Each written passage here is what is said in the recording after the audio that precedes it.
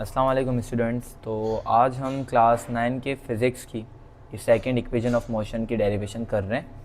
अक्सर क्या होता है कि बोर्ड के पैटर्न में हमारे पास यहाँ तो क्वेश्चन आता है कि डिराइव करो सेकंड इक्वेशन ऑफ मोशन, यहाँ पर हमारे पास ये इक्वेशन लिखी हुई आती है कि S is equals to V I T plus 1/2 AT square. अब देखें, सबसे पहले हमें ये पैराग्राफ याद कर लिया जाए जिसमें लिखा हुआ है suppose a body is moving with initial velocity. अब कोई बॉडी है, अब जब वो स्टार्टिंग में मूव करेगी तो वो जो उसकी वेलोसिटी होगी वो इनिशियल कहलाती है, जिसको हम बोलते हैं V I, and is undergoing a uniform acceleration A for a time T. अब देखें, अगर कोई भी चीज़ है, अब उसको हम यूनिफॉर्म एक्सेलरेशन में कैसे ला रहे हैं? अगर हम बाइक है उसको एक्सेलरेटर दे रहे हैं तो बाइक क्या हुई? आगे मूव हुई। गाड़ी है वो आगे मूव हुई, वो एक्सेलरेशन कहलाती है फॉर अ टाइम। ठीक है, टी से डिनोट होता है time. Such that it's final velocity become V F. अब देखें, such that it's final velocity become V F. अब फाइनल वेलोसिटी क्या होती है? सपोज अब एक जगह से गाड़ी स्टार्ट हुई, वो इनिशियल कहलाएगी, जहाँ जाके रुकी वो क्या कहलाएगी? फाइनल। जहाँ से स्टार्ट हुई इनिशियल, जहाँ पे रुकी वो वेलोसिटी फाइनल कहलाती है। ठीक है, and it's covered a displacement S. जो उसने डिस्प्लेसमेंट कवर किया उसको हम क्या बोलते हैं? एस बोलते हैं। ऐसे वो डिनोट करते हैं, इसका सिंबल है। By the definition of average velocity, average velocity के डेफिनेशन के अकॉर्डिंग देखें एवरेज वेलोसिटी क्या होता है। एक्चुअली जो एवरेज वेलोसिटी है, जैसे अगर आप क्रिकेट मैच देखते हैं तो अगर उसमें एक बैट्समैन ने 5 मैचेस खेले हैं, उसमें जो स्कोर्स बनाए हम उसकी एवरेज निकालना चाहें तो हम क्या करेंगे? तमाम मैचेस के स्कोर्स को प्लस करेंगे। 5 मैचेस के स्कोर को हम क्या करेंगे? प्लस कर देंगे। प्लस करने के बाद उसको हम डिवाइड करेंगे 5 से। क्यों? क्योंकि 5 मैचेस खेले थे, जितने मैचेस थे उसके साथ हम उसको डिवाइड कर देंगे तो उसकी एवरेज आ जाती है। इसी तरीके से जैसे आपने ये पैराग्राफ लिखा, इसके अंदर दो चीज़ें, एक इनिशियल वेलोसिटी और दूसरी क्या है? फाइनल वेलोसिटी, मतलब दो चीज़ें। तो हमने लिखा कि वेलोसिटी इक्वल है इनिशियल वेलोसिटी प्लस वी है फाइनल वेलोसिटी के। अब कितनी है टोटल वेलोसिटीज? 2 हैं, तो नीचे हमने क्या लिखा? 2।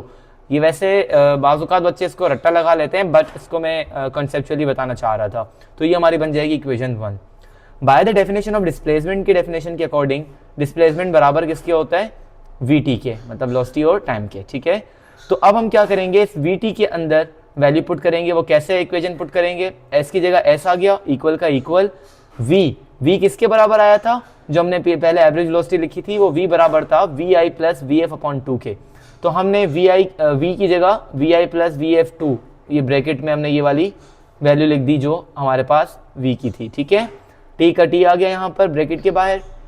उसके बाद आपने जो फर्स्ट इक्वेशन ऑफ मोशन पढ़ी थी उसमें क्या होता है कि वी एफ बराबर होता है V I plus A T के। इसकी लिखने की ज़रूरत क्यों पड़ी?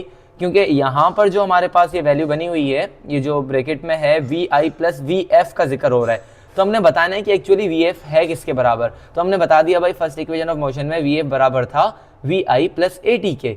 उसके बाद हमने क्या किया है ये बताने के बाद कि एस इक्वल है वी आई था, हमने वी आई लिखा प्लस का प्लस। वी एफ किसके बराबर है भाई? वी एफ बराबर है V I plus A T के। तो इस वी एफ की जगह पर हमने ब्रैकेट में लिख दिया V I plus A T.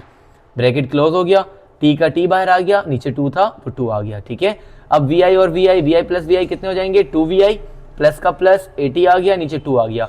ये जो टी है ना, ये होल ब्रैकेट पर, मतलब ये टी इसके साथ भी मल्टीप्लाई होगा और इसके साथ भी। जब हम इसके साथ करेंगे तो ये हो जाएगा 2vi प्लस का प्लस, और जब इसके साथ करेंगे तो ए का आ गया टी टी, मतलब टी का क्या हो जाएगा? स्क्वायर। टी टी था टी स्क्वायर, अपॉन में क्या आ गया? 2।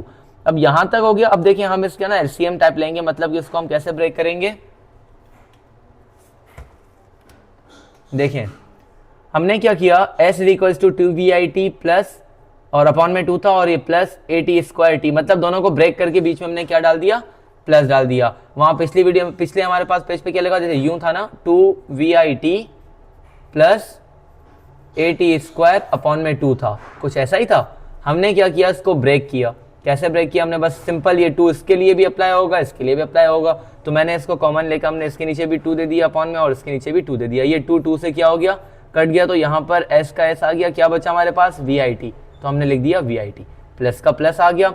देखें 2 के ऊपर कुछ नहीं है, मतलब तो आपको पता होना चाहिए 1 होता है, तो हमने इसको फ्रैक्शन में लिख दिया 1/2 इक्वेशन बनाने के लिए, और ए टी स्क्वायर बचा, हमने ए टी स्क्वायर लिख दिया। This equation is known as second equation of motion. I hope so कि आपको ये समझ में आया होगा स्टूडेंट्स। तो इंशाल्लाह फिर अभी हम नेक्स्ट इक्वेशन को सॉल्व करेंगे, और ये बहुत ही इंपॉर्टेंट इक्वेशन है, इसकी काइंडली बहुत अच्छे से प्रैक्टिस करें, ये हर बार एग्जाम्स में आती है। थैंक यू, अल्लाह हाफ़िज़।